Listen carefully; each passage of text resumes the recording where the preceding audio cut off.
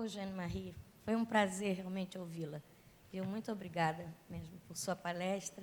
E eu vou fazer, acho que não vai demorar muito, porque vai no mesmo sentido da observação da Estela. Eu também, quando você falou um homem dividido, eu fiquei aflita. Eu queria que você falasse justamente da relação, se você pode me ajudar, a relação justamente de Benjamin. Eu não sou uma especialista, e sou leitora episódica de Benjamin. De vez em quando leio um pouco mais sistematicamente, depois paro. Mas vem me interessando muito a questão do Spinoza. E você falou não só me chamou a atenção quando ele descobre que ele foi 3 homens com 3 mulheres, como também essa questão da potência, essa questão dos arranjos, essa questão também evocada pela própria Fabiana, que cada conjunto potencializa alguma coisa, cada corposidade se renova, né? Então, 2 palavras que você usou que eu fiquei pensando, essa do homem dividido, mas você já respondeu, e eu fiquei pensando à luz, se a gente puder dizer assim, de Spinoza, né? E a outra foi a insuficiência do classicismo, ou a própria fala do nosso reitor sobre a leitura de Kant, né? Quer dizer, e eu queria colocar na roda talvez um certo conceito de atualização, né? Ali, para Benjamin, eu acho que tem essa questão da atualização. Um presente que é uma atualização, uma releitura, uma ressignificação de nexos que estão soltos. Será que você pode nos ajudar um pouquinho pensando isso? Sobretudo Spinoza, o lugar... Pois é, você diz sobretudo Spinoza, que eu conheço muitíssimo pouco. Então, não vou poder te ajudar muito com Spinoza. Ele tem uma formação kantiana. E Spinoza, eu posso estar enganada, e a gente deve procurar, acho que ele não cita. Ele cita, em compensação, alguém que leu bastante Spinoza, que é Nietzsche. E, notadamente, mas cita Nietzsche, em particular, a segunda consideração extemporânea, que todo mundo deve ter lido, sobre a desvantagem e a vantagem da história para a vida, isso ele cita muito. Cita Nietzsche também em relação à questão da culpa e da dívida. Não? Mas Spinoza, eu não lembro dele ter citado essa questão da potência. Ele cita pouco esse conceito, porque quando ele fala Gewalt, ele diz muito mais violência ou poder, mas não tanto potência. Então, a gente deveria procurar, para responder à tua questão, e não posso fazer isso agora, porque sou incapaz, as minhas leituras não vão lá, não vão até aí, pelo viés de Nietzsche, que ele retoma do conceito de potência de Spinoza. A tua segunda questão, a atualização. Bom, primeiro eu tenho que dizer, João Carlos não está mais aqui, mas o Benjamin leu muito Kant e queria fazer uma tese de doutorado sobre Kant na origem. E que eu saiba, Deleuze também leu bastante Kant. Eu li pouco Kant, confesso, acho difícil, mas Benjamin nunca abandonou essa ideia da Aufklärung, do iluminismo, tá? Do esclarecimento. Nunca abandonou.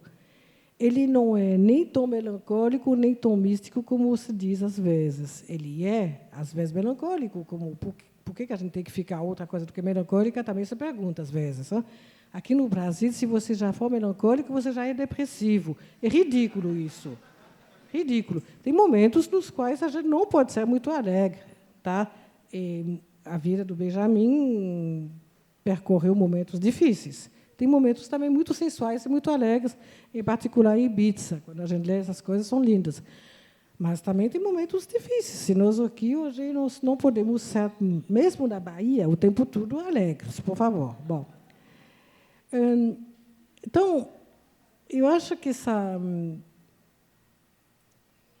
essa questão... Agora me perdi, porque eu fui pela melancolia. O que você perguntou? Estou cansada. Atualização. atualização é uma questão complicada.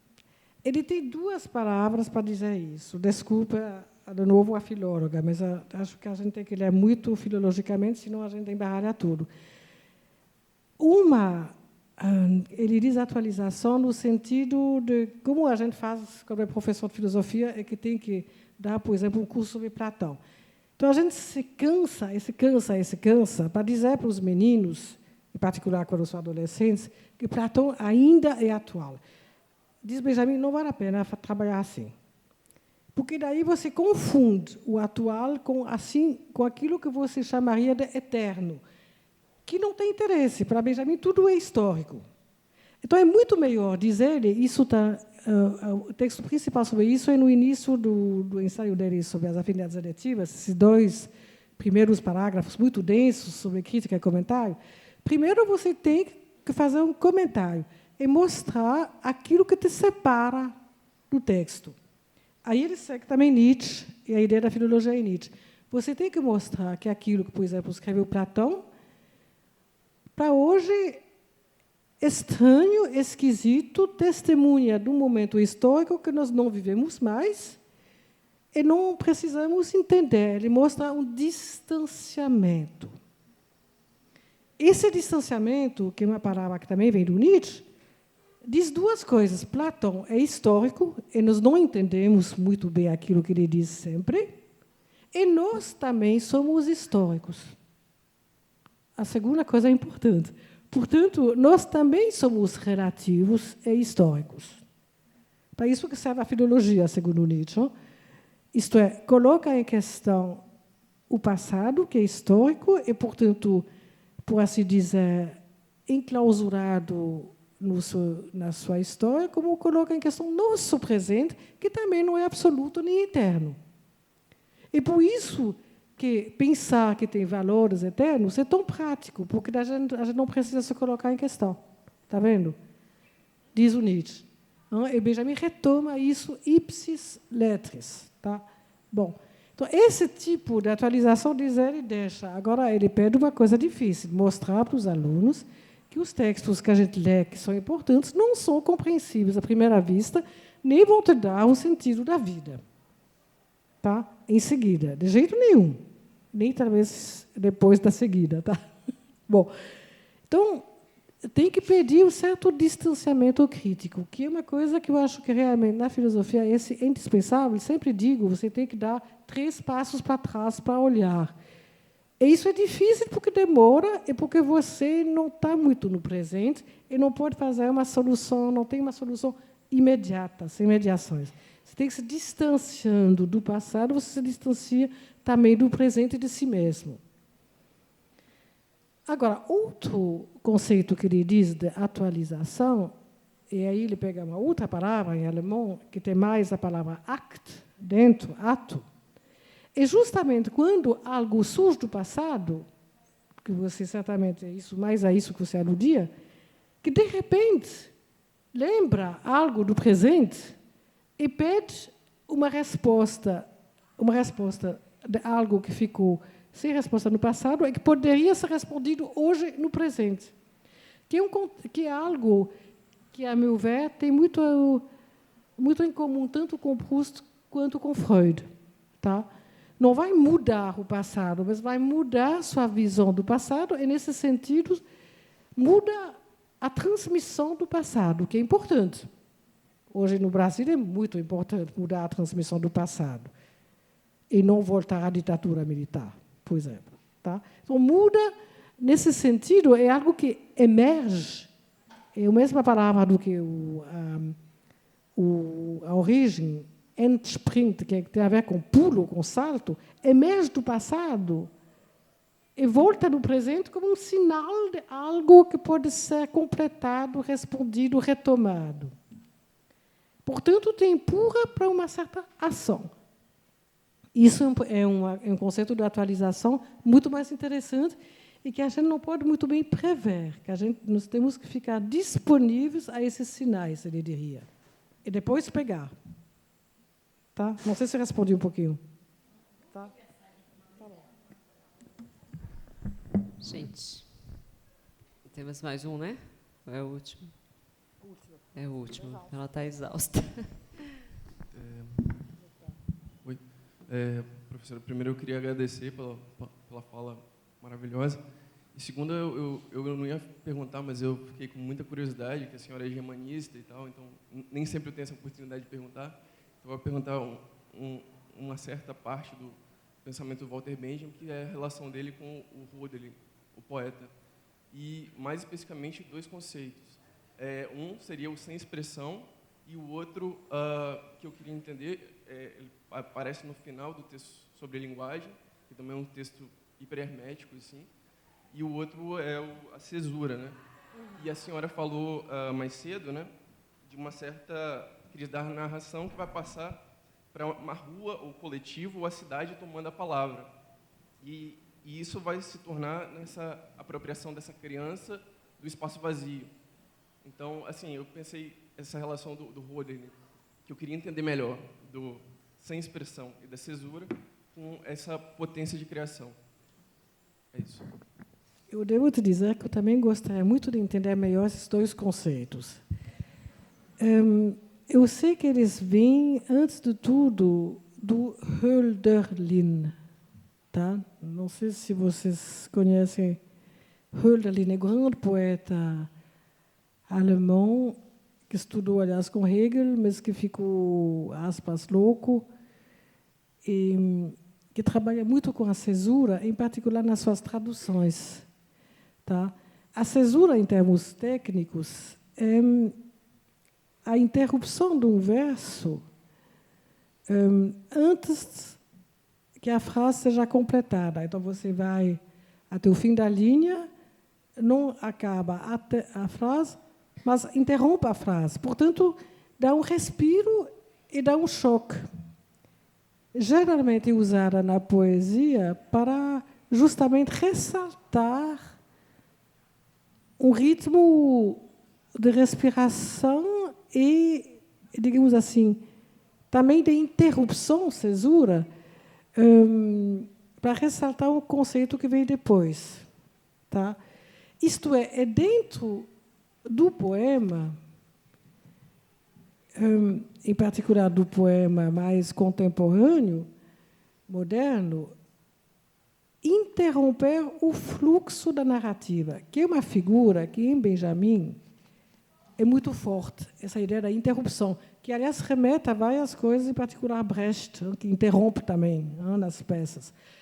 Mas que interrompe, ele diz que é um momento de interrupção do fluxo, porque o fluxo narrativo, que é a épica, ele não é contra, ele adora o epos, adora as narrações antigas e os narradores. Mas o fluxo épico que vai hoje em dia é como se fosse uma coisa, eu ia dizer em francês, que coule de source, que sempre vai para frente de maneira natural, como se fosse natural, como se a narrativa relatasse um acontecimento que se desenvolvesse num ritmo natural, blá, blá, blá, blá, blá, blá, blá.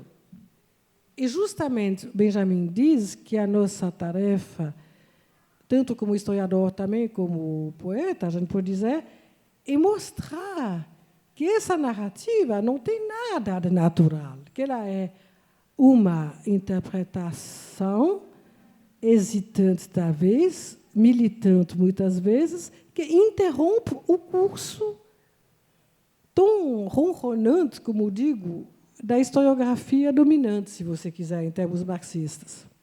Então, tem os cortes. E tem muitos cortes, em particular na historiografia. Tá? Cortes que a gente não sabe o que aconteceu, não tem documento, não é por acaso que não tem documento sobre essas pessoas, sobre esse momento, ou porque foram estourados. Vocês sabem que a historiografia também estoura cortes que podem ser discutidos, ou então apaga do retrato dos revolucionários algumas pessoas que ficaram personagens indesejáveis. Tá? Então, isso daí, todos são cortes que são interessantes, como na nossa vida. Na nossa vida também não podemos contar agora como fomos, porque não tem cortes, tem momentos de interrupção que a gente não sabe por que escolheu isso. Não é tudo nem controlado, nem intencional, e tem momentos, o Freud sabe disso, dos quais simplesmente não conseguimos nos lembrar, e que talvez sejam essenciais. Então, essas lacunas, esses brancos, todas essas figuras, para Benjamin, são essenciais, tanto na historiografia, disso ele fala muito nas teses, mas ele também acha que, na literatura, hoje, tem que usar muito isso. Usar, não. Esses cortes aparecem, porque tem momentos que você não sabe como continuar, nem na literatura, nem na história. Então, o fato de Hölderlin traduzir, por exemplo, Édipo Rei, o Antígona, do Sófocles, com tantas cesuras, mostrava, em particular, que ele não se dobrava somente à rima e o fluxo, mas que ele queria desnaturalizar essas peças, segundo Benjamin. Tá? E que ele ficava, como muitas vezes os tradutores, sem palavras. Tá?